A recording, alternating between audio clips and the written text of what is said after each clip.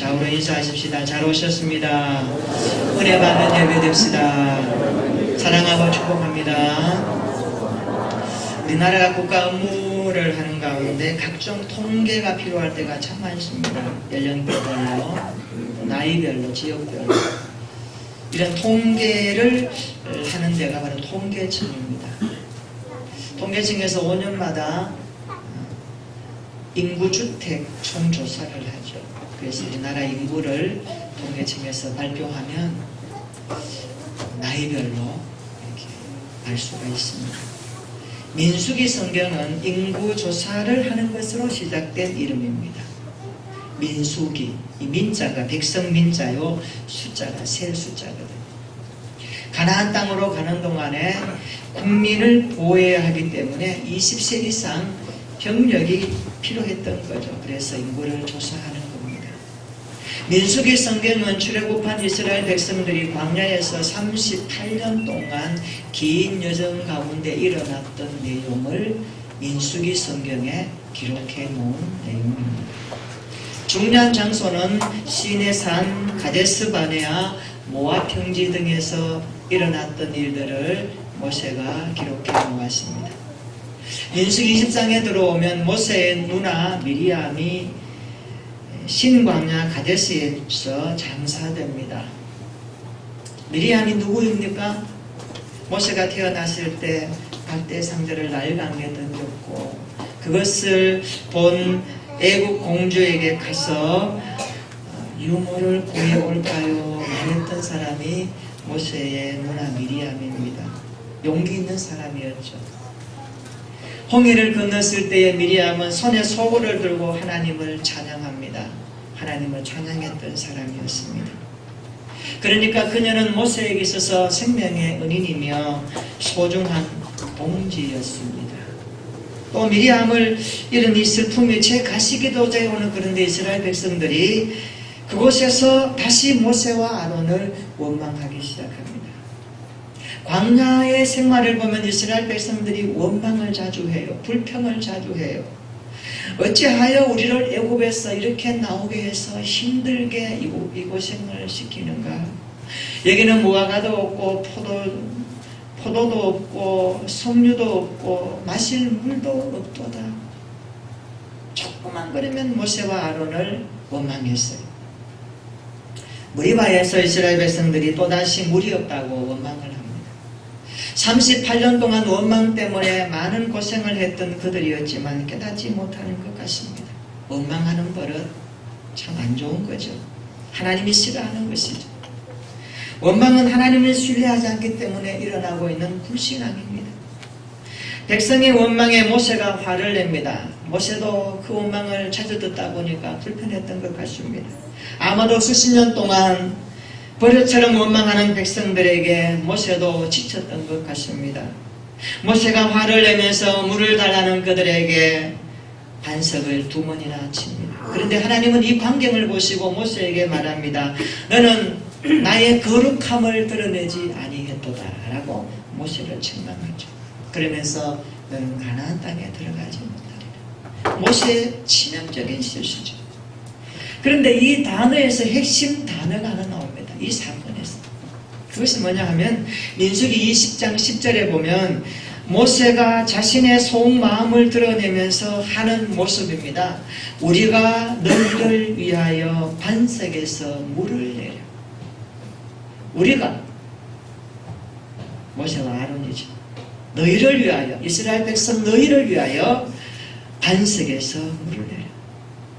물이 없다고 아우성치는 원망하는 그들에게 모세가 반응하는 표현이죠. 물을 내는 주체가 이 표현에서 보면 하나님이 아니라 우리가 라고 그렇게 기록합니다. 그리고 그 사건 바로 다음에 하나님께서 모세의 실패의 이유를 이렇게 설명하십니다. 모세가 나의 거룩함을 나타내지 않았다. 하나님의 거룩함을 나타내지 않았다라고 그렇게 말씀합니다. 모세가 가나안 땅에 들어가지 못했던 결정적인 이유를 우리는 여기서 찾습니다. 모세는 하나님이 주관자가 되시는 일, 하나님이 그동안 해오셨던 일들을 마치 모세와 아론이 하고 있는 것처럼 그렇게 표현하고 있습니다. 스스로의 능력으로 착각하고 있습니다. 모세는 스스로의 능력 안에서 물을 낸 것처럼 우리가 물을 내줄까 이런 표현을 씁니다. 이게 결정적인 실수죠.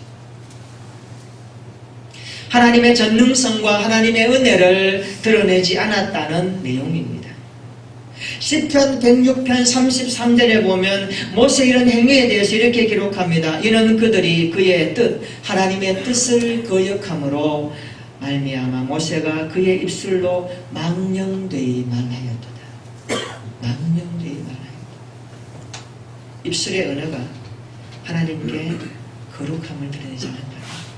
그래서 우리가 입술의 열매가 참 중요합니다. 올 새해는 우리의 입술이 거룩한 입술이 되고 하나님의 영광을 담아내는 입술이 되고 축복의 입술이 되기를 축복합니다.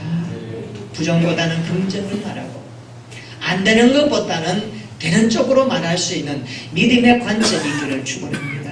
현실이 암담하고 힘들어도 하나님이 하시면 된다라고 하는 그 말씀의 의지에서 말할 수 있기를 축원합니다. 민수기 21장에 들어오면 에돔 왕이 이스라엘 백성들의 통행을 거부합니다. 200만이 넘는 이스라엘 백성들이 그 땅을 좀 통과하면 가면 좀 편할 텐데 에돔 왕이 너 못 갑니다. 막았으니까 이스라엘 백성들이 가나안 땅에 가는 길이 험난합니다. 그것 때문에 또 불평하기 시작합니다. 원망하기 시작합니다. 그때 유명한 놋겜 사건이 나타나죠. 하나님은 불평하는 자들을 불뱀에 물리게 하십니다. 모세가 기도합니다. 하나님 이 백성 다 죽겠습니다. 살려주십시오. 하나님이 어떻게 합니까? 모세에게 말합니다. 놋뱀을 만들어 장대 위에 달라. 그것을 쳐다보는 자는 살리라. 그렇게 말씀하죠. 이 장대에 달린 놋뱀은 장차 십자가 나무 위에 달릴 예수 그리스도를 예표하고 있습니다. 요한복음 3장 14절로 15절에 보면 모세가 광야에서 뱀을 든 것 같이 인자도 들려야 하리니 이는 그를 믿는 자마다 영생을 얻게 하려 하심이라. 그렇게 말씀합니다. 놋뱀의 의미가 중요하죠. 뱀은 죄악을 상징하죠. 놋은 구약의 심판을 상징합니다. 그러니까 죄악을 지신 예수님이 심판을 받아 그렇게 될 때 우리가 살게 되는 구원을 받는다는 겁니다. 다시 말하면 죄는 반드시 심판을 받아야 살게 된다는 것을 우리에게 가르쳐 줍니다. 놋뱀 사건에서 중요한 단어 하나가 나옵니다. 보다라는 단어거든요. 이 보다라는 단어가 두 번 나오는데 두 번째 보다라는 이 단어는 히브리 성경의 그 동사의 유형을 보면 그 히필령이 돼요. 히필령이 뭐냐 하면 스스로 보는 게 아니라 누가 시켜서 본다는 겁니다. 이 본다라는 단어. 내 자의적인 힘으로 보는 게 아니라 누가 시켜서 본다는 거예요. 뭘 말하냐 하면 하나님께서 보게 하신 자들로 구원을 받게 하셨더라. 그런 뜻입니다. 믿으시기를 축원합니다. 이 땅에 많은 사람들 예수님을 바라봅니다. 십자가를 바라봅니다. 교회를 바라봅니다. 다 구원받을까요? No. 하나님이 보게 하신 자들, 하나님의 손안에 구원의 백성으로 선택받은 자들, 하나님이 주권적으로 성령을 보내셔서 그의 마음의 눈을 여시고 그의 생각의 관점을 주께로 향하게 하시고 그 마음의 눈이 하나님께로 향할 수 있도록 이끌어 주시는 사람이 구원받게 되는 줄로 믿습니다. 그래서 구원은 전적인 하나님이 위에서 주시는 선물입니다. 믿으시기를 축원합니다. 전적인 하나님의 사역이 구원 사역입니다. 오늘 우리가 하나님 앞에 나와 예배자로 서고 하나님을 찬양하고 말씀 듣게 된 것은 이미 하나님이 우리에게 성령으로 찾아오셔서 우리의 눈을 열어서 십자가 은혜를 보게 하시고 그 십자가의 풍성한 구속을 믿게 하신 줄로 믿습니다. 이 믿음 때문에 우리가 하나님 앞에 나온 것입니다. 그래서 믿음도 하나님이 주신 선물이라고 가르쳐주고 있습니다. 오늘 본문에 보면 이스라엘 백성들이 가나안 땅에서 행군하는 길에 골짜기가 많았다고 합니다. 비탈을 잇는 그야말로 척박한 환경이 힘들었다고 기록합니다. 12절 한번 보십시오. 세렛 골짜기가 나옵니다. 14절에 수바와 와흡과 아르논 골짜기가 나오죠. 15절에 모든 골짜기의 비탈은 아르 고울을 향하여 기울어졌다라고 말합니다. 이처럼 하나님께서는 이스라엘 백성들의 험난한 행군길에서 고생하는 그들을 보셨습니다. 그래서 그들을 이제 부엘로 인도하기 시작합니다. 16절에 보니까 이렇게 말씀합니다. 한번 읽어볼까요? 16절 시작. 거기서 부엘에 이르니 부엘은 여호와께서 모세에게 명령하시기를 백성을 모으라 내가 그들에게 물을 주리라 하시던 우물이라. 아멘. 부엘 이 뜻은 우물, 샘, 이런 뜻입니다. 하나님께서 이스라엘 백성들에게 지시하여 땅을 파게 하심으로 물이 솟아난 곳이 부엘입니다. 17절 한번 보십시오. 그때 이스라엘이 노래하여 이르되 우물물아 솟아나라 너희는 그것을 노래하라 라고 말씀합니다. 18절에 봅니다. 이 우물은 지휘관들이 받고 백성의 귀인들이 규와 지팡이로 판 것이로다 말씀합니다. 우물을 팔 때에 백성들이 노래합니다. 우물물아 솟아나라 노래합니다. 이 노래가 여호와의 전쟁기에 수록된 것으로 그렇게 봅니다. 14절에 여호와의 전쟁기에 일러시되라는 말과 연결되죠. 지도자들은 우물을 팔 때에 믿음으로 찬송을 합니다. 우물물아 솟아나라. 한번 따라서 합시다. 우물물아 솟아나라. 우물물아 솟아나라. 우리에게도 이런 우물물이 솟아나는 새해가 되기를 축원합니다. 우리가 기도할 때에 기도에 응답의 우물이 솟아나고 우리의 삶에 갈급하는 삶의 여정 가운데 하나님이 주시는 생수의 우물이 만족함으로 경험되기를 축원합니다. 하나님의 역사가 기적같이 일어나는 한 해가 될 줄로 믿습니다. 우물에서 물이 솟아났다고 말씀합니다. 우리 교회도 이런 기적의 역사가 있기를 축원합니다. 우리의 역사 가운데 우리의 삶의 현장 가운데 이 우물물이 솟아나는 놀라운 은혜의 역사가 경험되기를 축원합니다. 예수님의 이름으로 기도하는 현장에 우물물이 솟아날 것입니다. 메마른 심령이 성령의 역사로 회복되기를 바랍니다. 병이 치유되는 기적이 있기를 축원합니다. 갈급하고 사모하는 영혼의 생수의 은혜가 넘치기를 축원합니다. 우리의 가정과 직장과 자녀들 인생 가운데 우리가 수고하는 현장 가운데 하나님의 손이 임재함으로 그곳이 척박한 땅이 아니라 그곳이 불평의 땅이 아니라 그곳이 축복의 땅이 되고 그곳이 만족의 땅이 되고 그곳에서 노래할 때에 우물물이 솟아났다고 고백할 수 있는 여러분의 간증이 되기를 축원합니다. 한번 생각해 보십시다. 우물물아 솟아나라 이 노래를 부를 때에 이스라엘 백성들의 기쁨은 얼마나 했을까요? 200만이 넘는 사람들이 우물을 먹어야 되니까 이 우물의 크기가 짐작되지 않겠습니까? 모든 사람들이 마시기에 만족한 눈물이었습니다. 넉넉한 눈물이었습니다. 가득한 눈물이었습니다. 차고 넘치는 눈물이었습니다. 그렇습니다. 하나님이 하시는 일은 부족함이 없습니다. 주님이 베푸시는 은혜는 넘쳐나는 것입니다. 이것을 올 한 해도 생수의 강으로 경험하는 우리 교회와 성도들과 기관이 되기를 진심으로 축원합니다. 이런 생수가 올 한 해도 넘치게 하실 것입니다. 그래서 우리는 표현을 그렇게 정했습니다. 생수의 강이 흐르는 교회. 따라서 합시다. 우리 교회가 주님의 생수로 넘쳐날 것입니다. 자, 그러면 축복해 주십시다. 주님의 생수가 우리 모두에게 임할 것입니다. 할렐루야. 주님을 찬양합니다. 오늘 설교 제목처럼 생수가 흐르는 통로가 되기를 바랍니다. 우리가 그 파이프 역할이 되어졌습니다. 생수가 필요합니다. 물이 필요합니다. 도움이 필요합니다.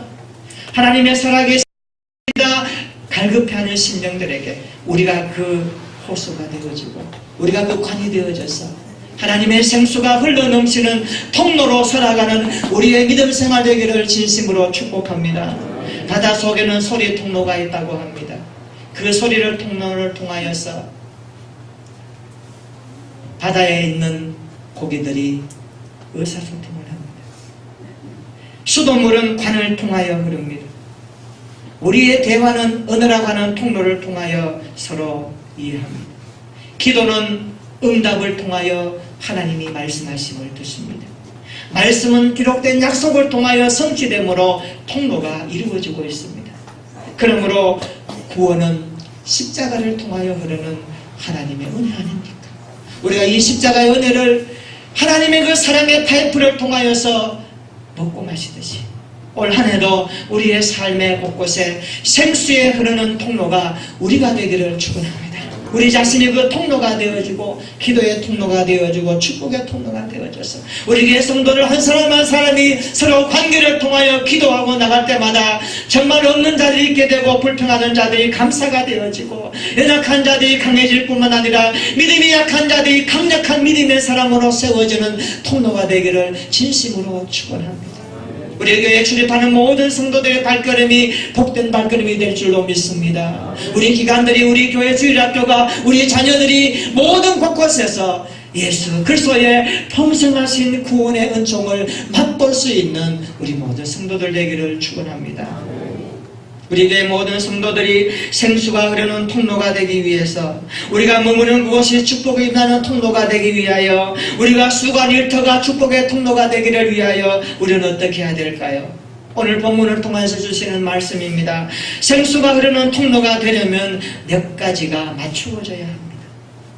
첫째는요, 약속의 말씀을 믿고 순종해야 하는 것입니다. 우리가 하나님이 흘려보내시는 생수의 통로를 감당하기 위해서는 우리 한 사람 한 사람이 약속의 말씀 믿고 순종할 때 통로 역할을 감당하는 것입니다. 여러분 16절 한번 보십시오. 이스라엘 백성들은 모세에게 명령한 하나님의 말씀을 따라서 우물을 탔다라고 말씀합니다. 하나님의 약속은 오늘도 우리 인생의 밑바닥에 흐르고 있다는 것을 믿으시기를 축원합니다. 그리스도는 이것을 믿고 살아야 합니다. 우리가 광야 가운데 살아갈지라도 우리가 땅 위를 걸어갈지라도 하나님의 약속은 생수의 강이 되어 우리 발밑을 흐르고 있다는 사실을 믿게 되기를 축원합니다. 그러면 하나님의 약속을 끝까지 붙들고 믿고 순종하는 곳에 하나님의 생수가 흘러간다는 것입니다. 따라서 합시다. 약속의 말씀 믿고 철저하게 순종합시다. 그럴 때 은혜의 생수, 축복의 생수가 흐르는 순종의 통로가 될 줄로 믿습니다. 우리 교회가 이런 통로 역할을 잘 감당하는 믿음 생활 되기를 소망합니다. 두 번째, 생수가 흐르는 통로가 되려면 말씀을 중심으로 서로 동력해야 하는 것입니다. 저는 17절과 18절을 보면서 오늘의 지상교회의 모습을 볼 수가 있습니다. 17절 이스라엘 백성들이 노래를 합니다. 우물물아 솟아나라. 노래할 때 어떻게 합니까? 18절에 지휘관들과 백성의 귀인들이 우물을 팠습니다. 누구를 말합니까? 좀 더 예수를 믿는 사람, 그리고 교회 리더십에 있는 분들, 믿음이 좀 더 자랐다 하는 분들, 성숙한 분들이, 앞선 자들이, 직분자들이, 중직자들이 서로 함께 삽으로 흙을 팔 때에 성도들은 노래하고 하나가 되었다고 말씀합니다. 이것입니다. 이게 교회의 모습입니다. 교회는 서로가 하나 되어서 그리스도의 몸을 세우는 공동체입니다. 서로 함께 동력할 때 그리스도의 몸이 세워진다는 것을 믿으시기를 축원합니다. 그래서 교회는 말씀 중심으로 동력하는 공동체입니다. 함께 삽을 들고 부엘의 생물을 파는 것이 교회입니다. 함께 우물을 판다는 것이 무엇입니까? 함께 서로 노력하고 수고하고 기도하고 땀을 흘리고 봉사하는 것 아니겠습니까? 그러할 때 교회는 생수의 강이 흐르게 되는 것입니다. 한 사람이 아닙니다. 모두가 함께 해야 됩니다. 우리 모두가 함께 말씀 중심으로 모여서 그 말씀을 붙들고 기도하면서 그 약속의 말씀을 마음에 새기고 서로 함께 손을 잡고 불의 우물을 팔 때에 노력하고 수고하고 기도하고 모이고 찬양하며 하나님의 거룩한 영광을 맛볼 수 있는 은혜의 통로가 되기를 축원합니다. 이것이 주님이 주시는 약속의 말씀입니다. 우리 모두 말씀 중심으로 함께 동력함으로 생수가 흐르는 통로의 신앙생활 되기를 진심으로 축원합니다. 세 번째로, 생수가 흐르는 통로가 되기 위해서는 우리 모두 교회를 중심으로 충성해야 하는 것입니다. 충성은 땀 흘림입니다. 충성은 주님이 역사하는 현장의 모습입니다. 교회는 주님께 충성하는 공동체 아닙니까? 그래서 주님이 말씀하십니다. 생명을 다하여 충성하라고 말씀하십니다. 충성은 내가 하고 주님은 영광 받으시고, 땀은 내가 흘리고 봉사는 내가 하고 주님이 기뻐하는 것이 되게 하는 것이 교회의 본질적 모습입니다. 여러분, 우리 모두 올 한 해 여러분의 자리에서 충성하는 믿음 생활 되기를 축원합니다.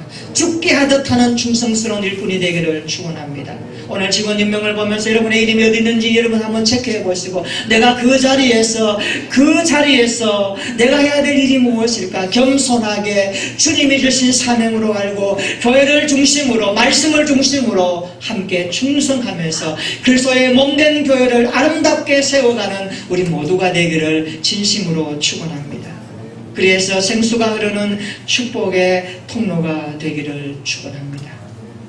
우리 모두 생수가 흐르는 통로로 살아가십시다. 교회에서, 가정에서, 직장에서 무엇을 하든지 먹든지 마시든지 내가 서 있는 그 자리가 축복의 통로가 되게 하옵소서. 복음의 통로가 되게 해 주옵소서. 섬김의 통로가 되게 해 주옵소서. 기도의 통로가 되게 해 주옵소서. 찬양의 통로가 되게 해 주시옵소서. 여러분이 입술로 고백하며 주님 앞에 엎드릴 때에 하나님이 우리 모두를 그렇게 쓰게 하실 줄로 믿습니다. 따라서 합시다. 약속의 말씀 믿고 철저하게 순종하겠습니다. 말씀을 중심으로 함께 동력하겠습니다. 교회를 중심으로 충성하겠습니다. 이런 신앙생활로 하나님의 은혜, 축복의 말씀을 흘러내게 하는 통로의 역할로 잘 감당해서 2019년도 연말에 가서 주님의 말씀대로 달려왔습니다. 후회함이 없는 우리에게 모든 믿음의 권속들 되기를 예수님의 이름으로 축원합니다. 아멘. 우리 한번 기도하십시다.